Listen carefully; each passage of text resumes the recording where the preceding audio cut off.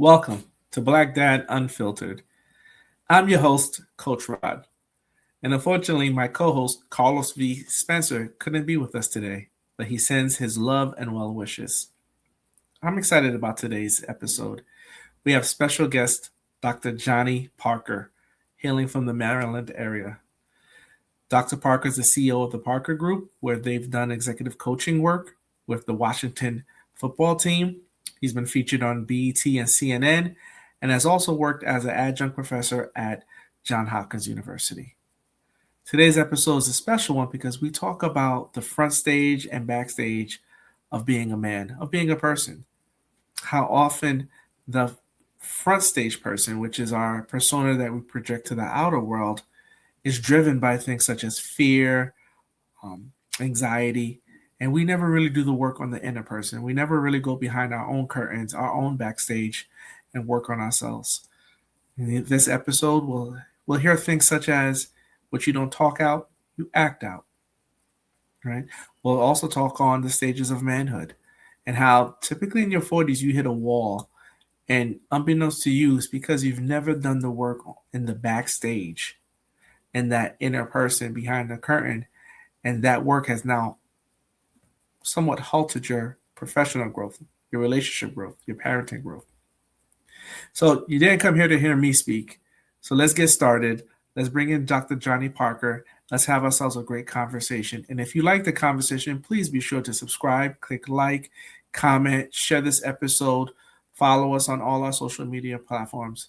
All right, let's get started. Let's go, let's go, let's grow, let's grow, let's get it, let's get it, let's get it, let's get it, let's go, let's go, let's grow, let's grow, let's get it, let's get it, let's get it, let's get it, let's go. Welcome to Black Dad Unfiltered, where our goal is to change the narrative of Black men, Black fathers through authentic conversations with the hopes of providing healing, restoration, and rebuilding the family. Today we have on deck Dr. Johnny Parker coming to us from, I believe, Maryland, the Maryland area. So I'm really excited about that. Before I have Dr. Parker introduce himself, I really want to share with you all why I felt so compelled to invite him. I was attending a ceremony at CCC, a service, and I saw Dr. Parker sit on stage, and he talked about his book, Front Stage, Backstage, and there is this persona that we present to the world, and we hold our inner person almost somewhat hostage. And I said, he gets it. And it was really in a global, context, whether it's executives, human beings, but I said, he gets it. As a Black man, I have to protect this inner person for whatever it is, which also limits his growth. I'm going to use the word hold it captive and limit his growth, and then show you who I am, right? So it's no different than a movie. I'll let you fall in love with Iron Man, but you'll never know Robert Downey Jr., right? I'll let you fall in love with your favorite character, but you'll never know the real person. And that creates this tension within us. And I said, what better way to have this than to have Johnny come here, talk about this apprehension we have of really exposing who we really are. And he's from Queens, even though he's coming from Maryland, he's from Queens, so he gets it. There's real reasons why we don't show this, and can we bring some science into it? And can we share the actual impacts that it has not only in our relationships, in our professional life? So enough about me. You really came here to hear Dr. Parker. Dr. Parker, thank you for joining Black Dad Unfiltered. And again, tell us a little bit about yourself and how you got started on this life's work. And I believe it is a life's work. Yeah. Hey, Coach Rod. First, I'm great to have met you when I was there at Christian Cultural Center. And it's great to have this conversation with you, and that, we're homeboys. I like you said, I'm a Queens kid. I'm a Queens kid. Yeah. People ask me where you're from. I always say I'm from New York, but I live in Maryland. That's what I say. You have no choice. Yeah. I say I'm from New York, but I live in Maryland. Don't get it twisted. But yeah, like you said, it is my life's work, and the work I get to do Well, first, I'm married to my Jamaican sensation nearly 37 years and raised 3 sons, and that is a big part of my story and how it Mhm, shaped me and my mhm, thinking about life and leadership. But my story began, like you said, in Queens, New York, and a big part of what shaped me. I grew up in a home. Mom and dad were married for 9 years, but there was domestic violence, and so I mhm. grew up with some trauma. I grew up calling the cops on my father, and you don't understand that at 9. And what happens when you're that young and you have that kind of pain and trauma, Mhm. your brain compensates, and you have frozen, we call frozen feelings. So my feelings froze. Oh wow. And yeah, it's froze, and I wasn't aware of that. Didn't have the language for that, but clearly, you have frozen feelings, and then whatever you don't talk out, or talk out, or work out, you act out. And so in my teen years, all this stuff of the frozen stuff started thawing out, but I was acting it out through some substance abuse and things like that. Got arrested in my teen years, Mhm. just crazy behavior. And it was coming to faith in Christ that my life began to turn the page, a new story, a new ideas of life, had a desire to help families and give to families what I felt like I did not get. Give to, and had the desire at 18 to get married, to think one day I would get married, I would be a father, I would be a husband, and I would have the family that I wish I had. I would be the dad that I wish Mm. I had. And so that's really where my work started. And like I said, I got married at 27, had raised 3 sons, now 33, 30, and 27, and a daughter in love. And so, and then that work, I became a marriage and family therapist in that space, wrote a marriage book, and that did really, really well. And doing talks to relationships in marriage and to men. And now today that has expanded to I've been a professor at Johns Hopkins teaching positive psychology. I have written 6 books now, I and believe 2 of them are bestsellers. the marriage book is definitely the bestseller. That's been out over 25 years, and Mm, that continues to sell well. And it's called Renovating Your Marriage Room by Room. mm. And so now today my work has expanded where I take my work into Fortune 500 companies. I get to be a trusted advisor and executive performance coach to professional athletes, to NFL owners, to C-suite managers, and I get to can be a consultant to churches, and also do marriage experiences with my wife. So you said something that I've never heard, and I think it's a framework. You said what you don't talk out, Yeah, what you don't. yeah. What you don't talk out, you act out. Wow. Yeah, what you don't talk out, you act out. Yeah, what you don't talk out, you act out, or you bury, and it gets buried alive, Rod, and Sure. metastasizes into anxiety and depression, and Oh so yeah. wow. Mm-hmm. So okay, if you don't mind, let's stay there because we've had a couple of shows where we talked about, and we've gone back and forth with the theoretical or the utopian view of talking and men needing to talk Yeah, versus the practicality of, yeah, hey, I have to protect myself because this is still a cold world. yeah, But hearing it that way, saying if we don't talk it out, we will act this out one yeah, way or another. One way or another, it will, for lack of a better term, it will reap what is sown. yeah, yeah, Right. yeah, for So sure. so let's stay there. Why do men need to talk it out? I mean, we know they're going to talk about, like, let's talk about it. Sure, sure. Well, because so many, for so many men, the masculine psyche, the masculine soul has been formed in shame. So, Elaborate. Yeah. yeah, well, just think about it, particularly in this country. If you have a sister, like I have a sister, do you have a sister? Yes. Yeah, so we both have sisters. Our sisters could fall down and scrape their knee. It's expected for them to cry, and they get comforted and they're held. And you fall down. If I fall down and break a leg, now no one knows it's broken. We know there's a lot of pain there. We're told to get up, put some dirt in it. You're going to be all right. It don't hurt that bad. Suck it up. We're told man up. We're told that at 5, 10, 15, 20. So fast forward, it's never been safe for the male from birth to cry, to say this hurts, to be comforted. No.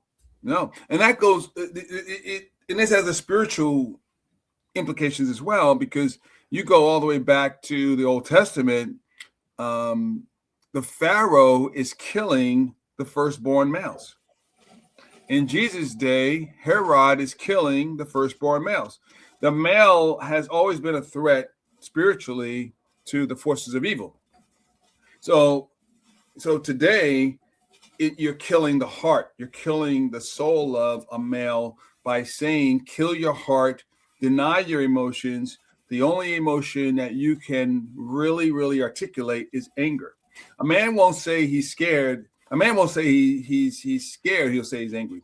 A man won't say he's confused. He'll say he's angry. A man won't say he's anxious. He'll say he's angry. A man won't say he's insecure or lacking confidence. He'll say he's angry. And all those emotions are there, but it's not safe for him to give expression to them. So he gets to be 25, 30 years old. And if he's thinking about a relationship with a woman and she's asking him, so what are you thinking? What are you feeling? That's where. Okay.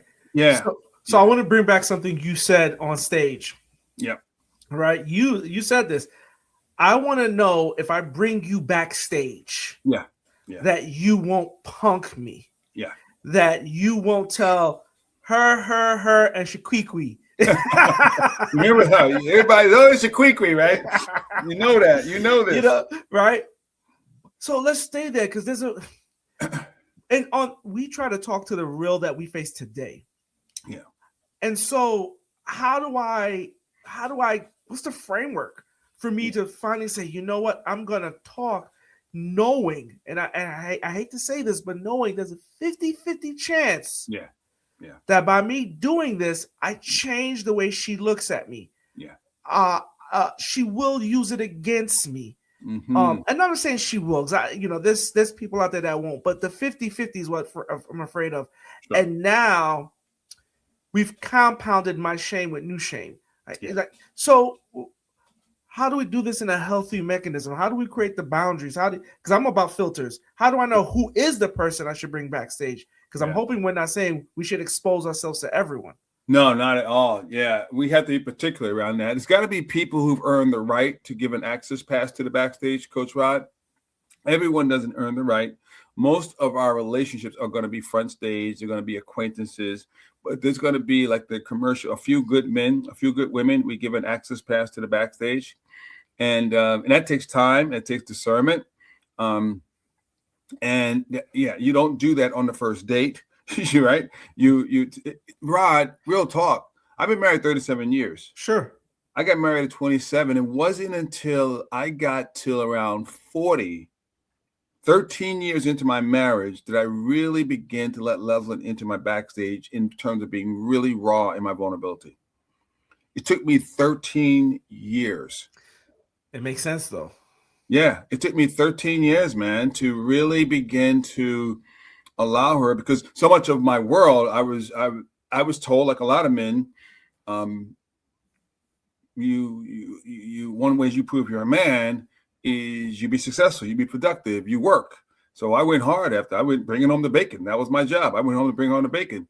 And my wife was saying, I like the financial bacon, but man, I'd like to have some emotional bacon, some relational bacon. I'm like, I don't know about that. I was, when you said that, the first thing I thought of, if I can generalize, is, and this is a true thing that men feel, if I don't bring home the bacon, I'll get criticized for not bringing home the bacon. Mm-hmm. Right. So I almost feel like I'm in this catch-22. Double bind. Sure. Right. Yeah. But I didn't want to interrupt you, but go ahead. And I think that's something we have to define front stage. I think we have to define what that means, because for the audience, us to really understand what does front stage look like. I have my own interpretation of it. But the front stage is all the stuff that's true about us externally speaking. So you and I are men, we're African American men. That's all front stage. It's the visible parts of who we are. It's all that. It's how I show up in terms of my productivity, my performance. It's me on technology. It's social media. It's all things visible, all things external about me. My height, the car I drive, all of that's front stage. Wow. And so that, again, I'm thinking, and this is a conversation. It makes sense why I want to have the nice car. Yeah, or absolutely. I want to purchase this car. I want to have, absolutely, because I want to. I'm basically creating the stage or the persona, as I give it, that I want you to embrace. And then that brings us back to, how early should I expose you? Like, what's the filter? Because if I'm starting with a false persona to begin with, or an impartial persona, impartial front stage of who I truly am, how do I know when to? I know you said it's a few good people, but to me that's too general. Like, what are signs that tell me? And I'll share my story. Similar to you, I was married for 20 years. I'm divorced now. Mother of my children, still a beautiful human being. But I at some point I could not be vulnerable with you. Right. And then I came across the tension of, I'm tired of always being on stage. Wow. Right. So anyway, I know I cut you off a little bit. No, not at all. You got a great story. Continue telling your story. That's a fantastic story. I like where you're going with that. Yeah. Right. So at some point, because maturity, because I did the emotional work, or I knew that there was emotional work that needed to be done. Yeah. Right. I do believe in everything. My partner, Carlos, and I should have shouted Carlos out before we came here. Carlos couldn't join us today. Carlos V. Spencer, the other co-founder of Black Dad Unfiltered. He says, I win or I learn, I never lose. Right. I win, I learn, never lose. Good. Right. I like that.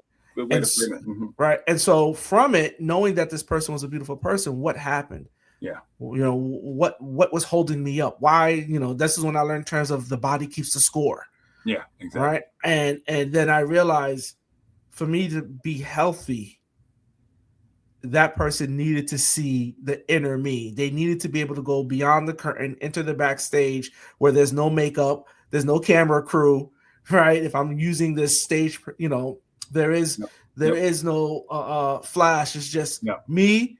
I'm in an undershirt, changing, and this is who I am. And do you like who I am? Absolutely. So yeah, sorry. In hearing you brought that out, that conversation out.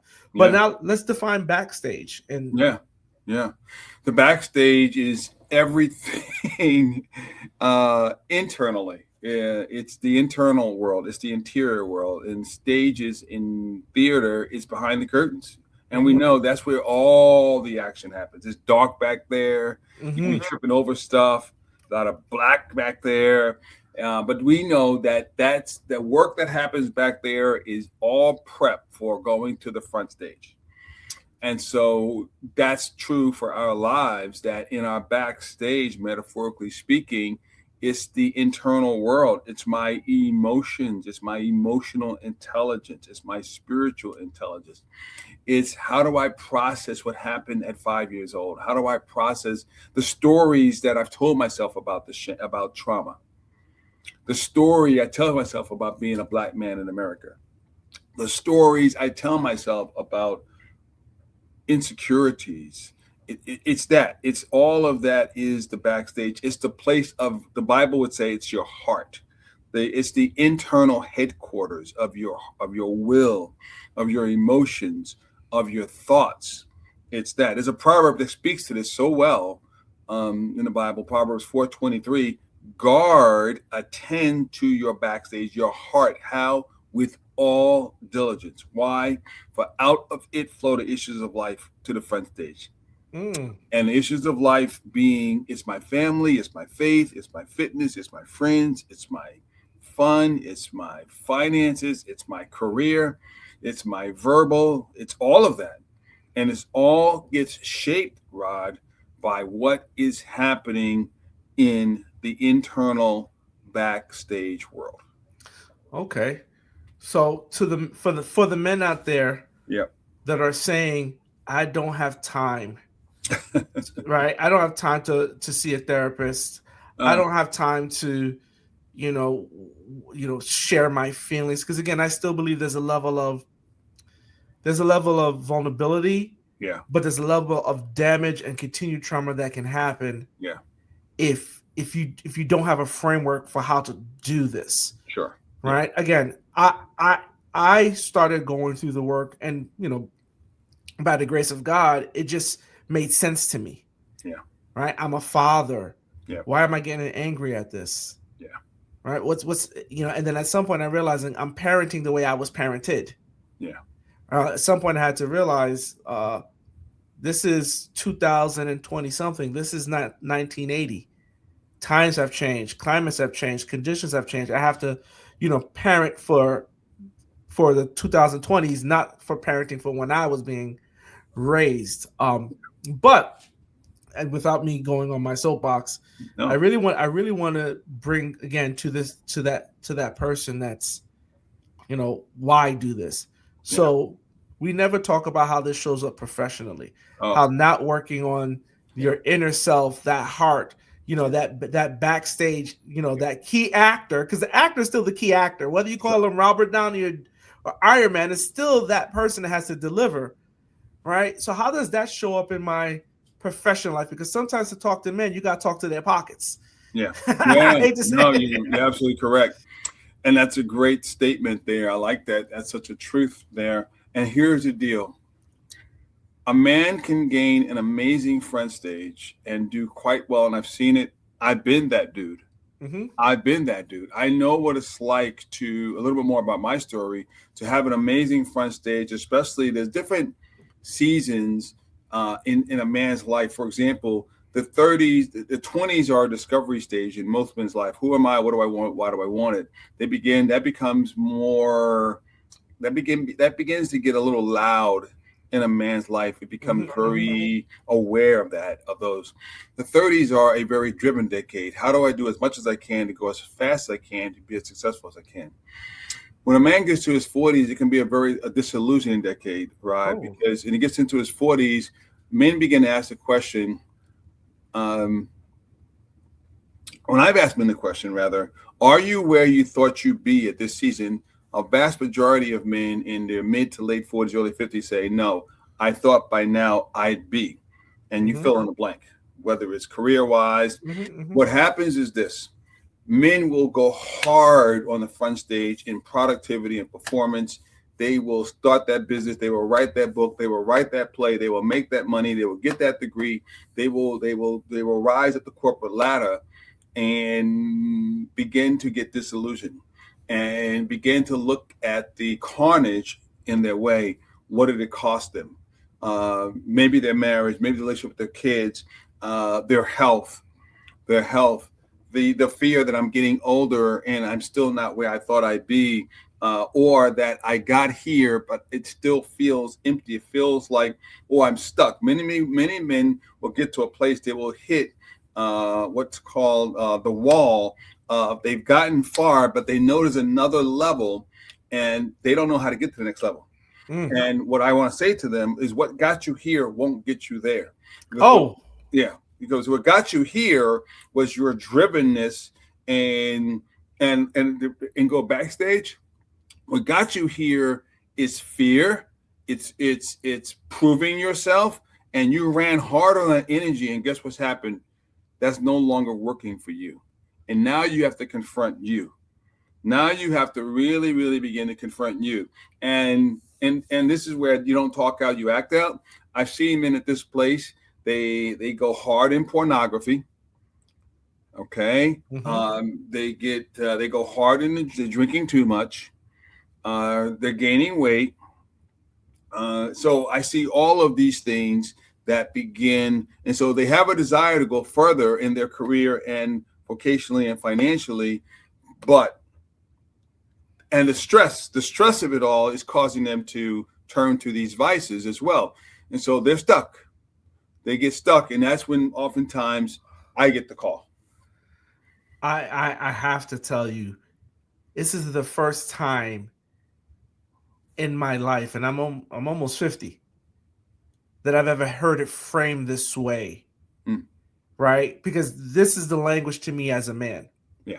It's because sometimes we have to put words to it. So it's the reason why I'm, suffering from depression, or because there's this cognitive dissonance, because no matter how much I believe this level of internal work was hocus pocus, it will show itself one way or another. It will come back to the forefront. Sure. And when we say anxiety, it's really the inner work that was never taken care of. When we feel this wall and we don't have an answer, it's because we never actually did the work to prepare us to process and reflect along the way. I've never heard it said to me this way. And even me right now, I'm sitting here like, he just answered half of the issues I've been having. Right? Like, I'm at this wall. Why can't I get over this hump? But it is all the things that I knew that I just pushed it aside. And there's probably more that I didn't know that probably still needs some work. So yeah, that's so you said this is when they call you. Yeah. Without giving away your secret sauce, right? Because you still make money. I give it away. No, right. It doesn't. Yeah. So, give it away. Give me. So I'm coming to you. I'm gonna. I'm coming to you, and I'm saying I hit this wall. Yeah. I'm not where I thought I would be. Yeah. I no longer have the energy to do what I used to do when I was 30 and 20. I can't go 24 hours a day anymore. I can't go 3 hours a day. I feel lethargic. I'm recapping things that I heard. Sure. Yeah. And it's showing up. But I still have hold on hope to still walk me through. What's some things I can do to begin the work? The biggest thing I do is just affirm you, Rod. I just love on you, man. I just affirm you for having the courage to acknowledge that. Seriously, we just spend time acknowledging that, because I know as a man how hard it was to get to the place to acknowledge that and to admit that. So I just spend moments of just saying, brother, if I was in front of you, I'd wash your feet because I'm so proud of you for coming to a place, because now you have a chance to write the story that you were really born to tell and live. Okay, so that's the first thing I do. I just affirm, no shame, no guilt, no condemnation. All I do is I just let you tell your story, get it out, cry if you need to cry, and I just sit with you and I just affirm you for having the courage. I call it in my work demanding bold truth, where you begin to take fearless ownership of your challenges, shortcomings, but also strengths, because there are strengths that are there that you haven't fully tapped into. I've seen that for many men as well, because there's a fear of failure, there's a fear of success, and so I've seen both of those within a lot of men. So that's the first thing I do. I just affirm. I just affirm. So this is my role in Black Dad, right? Because I'm a thinker, and this is just what I do. I'm also a former professor and entrepreneur. Yeah. In the affirmation, now it's making sense, because if that's the first step, is affirming you. Yeah. It makes sense to me why men who are willing to be vulnerable will be vulnerable only with the woman that hears them. Yeah, exactly. Because part of that hearing. So in essence, if you have the right partner, and I'm speaking to my sisters who are listening to this too. Yeah. If you affirm to that man, there's a saying we used to say, there's a fool and a king in every man. Speak to the king in the man, even when he's acting like a fool. That's true. Right? If you can affirm that man, and I'm not saying tell him he's greatest in the world when if he's not showing up. Right. But that can actually unlock so much in him. Yeah, for sure. That's powerful. See, and this is the point. That's very powerful. Because Rod, we all have a need to be heard, to be seen. When you heard plus seen equals known. When you hear me and when you see me, you begin to know me. And that's true for every created human being, Black, white, Asian, Latino, it doesn't matter. Male, female. We all have a God-given need to be heard and to be seen. I need you to hear me without trying to fix me. I need you to see me even when I'm not speaking words, and read my body and know that you know that there's something going on there with your body, and check in. When we're heard and when we're seen, it equals being known.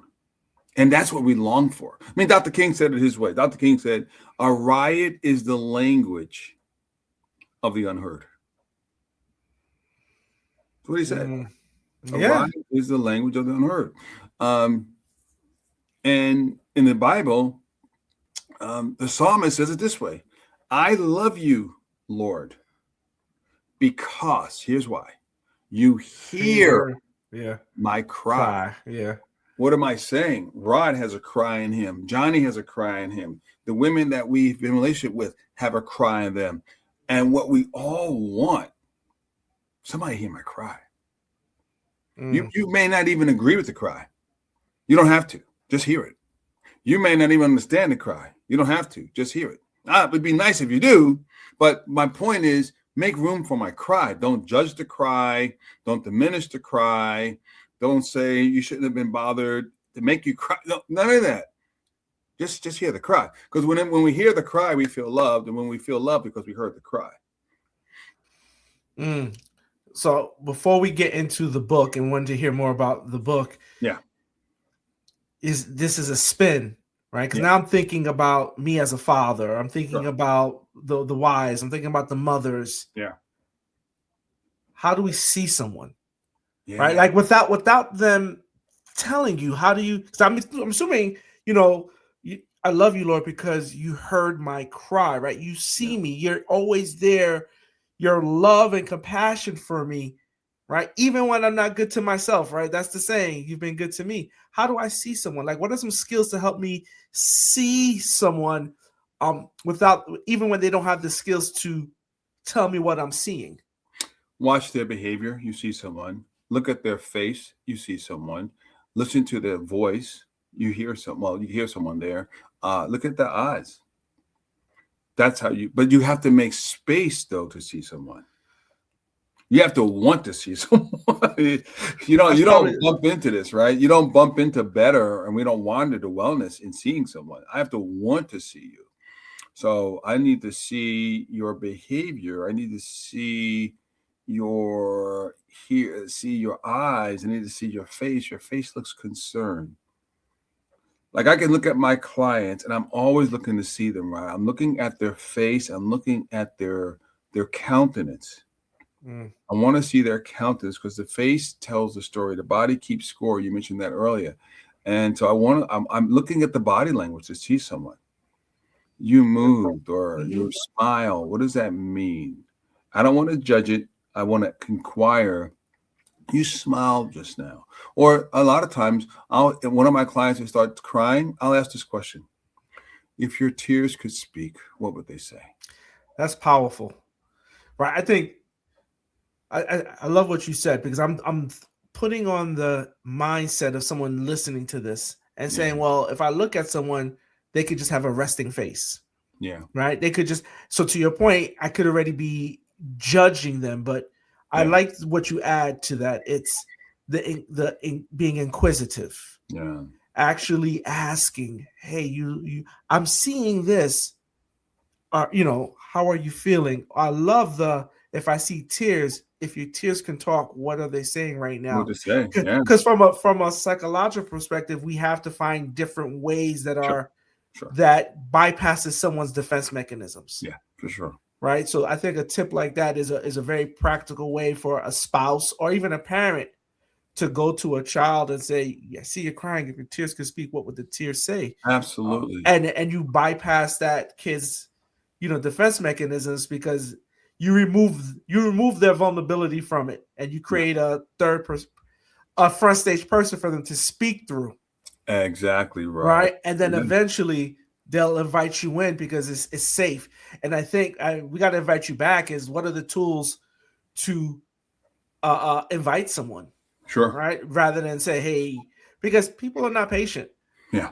right? You'll hear your partner say, "I wish you would. I wish you would," and you're like, "Listen, I want to. I just may not."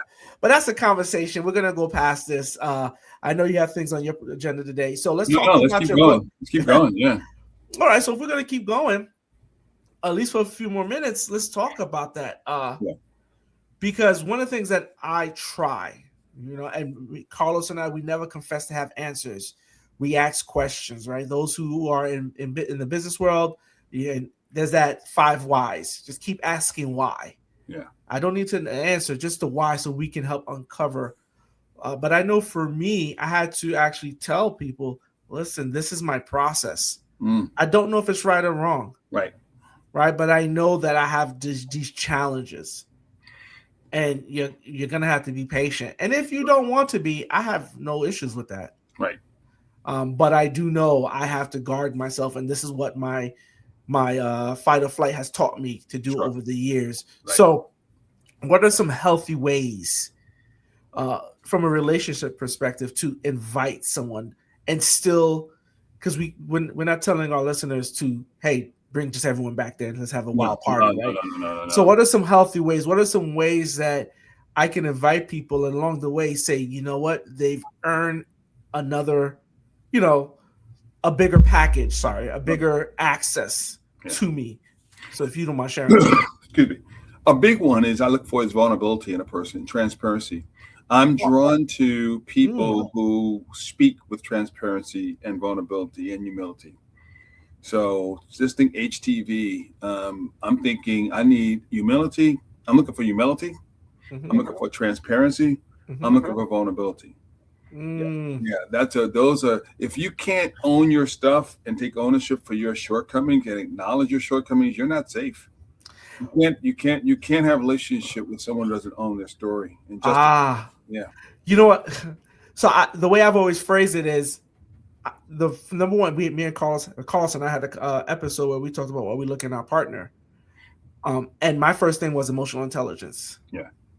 Right. But I like this even more because if that person, even if I haven't addressed my inner person, my inner heart, right, if that person hasn't done it, then this is going to be ugly. Yeah. So maybe I should keep some distance. But if I can see this person has some level. Yeah. Right. That's amazing. That's a big one. That's number one for me, for us. Yeah. Yeah, it's true. It's true in relationships. Now, I want to take this back to the workplace because I think as people, especially if you're marginalized in under-resourced communities, sure, and you and I both know it's not just productivity that advances your career, advances your salary. It's relationships and community, right? What type of networks or communities or pods that you're in your professional life? Is it like, as we say, when I train people, we're not family, we're not friends. We are friendly, right? So I'm not trying to get close to you. But I will always treat you with dignity and humanity. Sure. But we're also saying now that there's this front stage and backstage, even in the workplace. Sure. So, and we know that if we don't address some inner things, we may act out professionally. So can you run me through how that looks so that, I understand, am I acting out or because I'm still angry from my mother not buying me ice cream or... No, I think we first start with our story, Rod. I think it's important that you got to write your story first. What I mean by that, if you and I don't write our story of who we are, what we want, why we want, and who we're becoming, someone else is going to write the story for us. That's really, really important. And no one gets the right to write your story or my story. So I frame it this way. I call it the Fab Five. And there are 5 questions that I give to my clients and I give to myself, the Fab Five. Who am I? That's identity. I want to be clear on my identity, who I am, and I know who I am. For me, I'm a beloved son of God. That's my identity. That's who I am. That's my, and this is important in terms of front stage, backstage. My front stage is identifier. That's what I do. My backstage is identity. That's who I am. And what I want, healthy people, I want the backstage of love to power up the front stage of productivity and performance. I want to show up on the front stage from love, not for love. That's a difference from showing up and allowing shame to drive and shape the story on the front stage versus love. So that's the first one is who am I? Identity. What do I want? Impact. Why do I want it? Intent. What's my motives? Why do I really, really want? Why am I really posting this? What's the motivation? What's the intent? Who am I becoming? That's integrity. We don't bump into better. We don't wander to wellness. Better and wellness happens intentionally, not automatically. So who am I becoming? Integrity. How do I want, and fifth question, how do I want people to experience me? That's inspiring. What do I want to do? I want to show up in the story of Rod, of my wife, of my team. I want to show up leaving them better than how I found them. So I believe that our story starts with ourselves, healthy me, strong we, and first be clear about writing my story, because the clearer I am about my story, I'm better for being able to enter into your story. Can I ask you one last question before Go for it. We started off with you having to call the authorities on your father at 9 years old. Yeah. And you're getting in a place now where you've written a fabulous book on this duality of front stage and backstage, and how this backstage person has to be the driver of the front stage and not the other way around. Exactly. How has all this work helped you? Whether it healed you, do you go back and look at everything differently? Because I still want to think of, as a father, it's never too late. As a son, it's never too late. So I just wanted to leave that there. Yeah. Oh my gosh. Yes. I keep a journal, which I encourage people to do. And I've been doing a journal. I'll be 64, Lord willing, in 2 weeks. So, I look older than you, man. I'm about to cut these grays. Good Lord. You know what they say about us, black don't cut. Man, listen. And, it's the bald head, Rod. It's the bald head, man. You know. But so I say that because I started journaling when I was 23. So it's been 40 years of about 25 journals that have been filled with my story, with clarity. And so, yes, it has made me a better father, better husband, because I've been able to husband and father with vulnerability, to go back to my sons and say, the way I spoke to you is not the way a good man speaks to his son. Will you forgive me? Honey, the way I spoke to you was not gentle. Will you forgive me? So it has caused me to, yes, it has definitely made me a better father. It's helped me in my business. There was a time I was doing some work with a company as a consulting coach, and I did the work for someone on my team who could not be there to do the work, and that was a whole mistake. But that's another story. And so when I asked the vice president during a lunch break, "Hey, what did you think about this?" and he said, "Well, Dr. Parker, to be honest, it wasn't your best." Well, yeah, but they wanted to work that day. My person couldn't be there, so I did my best. But the deal is, when I had to send in an invoice, I put in the email, Rod, I said this: you did not get the Parker Group's best, and we're not charging you full price for this. And they were really counting on this business to go well, this piece of work to go really, really well. I knew, so I did my part. They were pleased with my part. I just tried to do the person on my team, their part as well. So basically, long story short, I felt like, here we go. Did I lose this job? Did I lose this arrangement? I paused. I sent that email off. Boom. And do you know, the next day I get an email back from the vice president: Dr. Parker, thank you for your humility and taking ownership of this. Now, if I had gone in and said, you know what, you guys wanted it on this day. I told you this person couldn't be there. You wanted something delivered. I did my best. You're still paying full price. They would have paid the price, but the relationship is gone. It was gone. Yeah. And do you know, 2 days later on a Thursday, they called me, Dr. Parker, can the Parker Group do this and this? And I was like, oh, I'm back in the game. And that has been 13 years ago. The point is, that came from processing. That came from writing in my journal. That came because when I sit in my journal, I write down 3 gratitudes each day. And I ask myself the question, what am I discovering or reminded of about myself, about my faith, about leadership, about relationships, about being a CEO. And that insight came, you need to own this, man. You need to fully own this. Just own it, own it, own it, and let the chips fall where they may. And because of that ownership, and you know what? I've told that story to my sons. I said, guys, when you mess up, fess up, own it in your marriage, in your business. And you're going to see it can really work for your good if you're willing to embrace humility and ownership. Yeah. And on the counterpart, I can easily hear the potential defense mechanisms come up, right? And professionally, that's how it happens, where you have to realize it's not the end of the world. It doesn't change who you are internally, right? It creates this conversation go on for hours. So, Dr. Parker, with the time we have left, tell us about this book. Where can we find it? Yeah. What's the inspiration behind it? Those who are listening are probably clamoring to get it.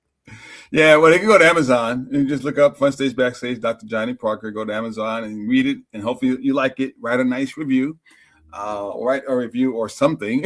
But yeah, what drove it was because I was that guy, Rod, for a large part, especially going through my 30s, and my Front Stage was pretty snap, crackle, pop.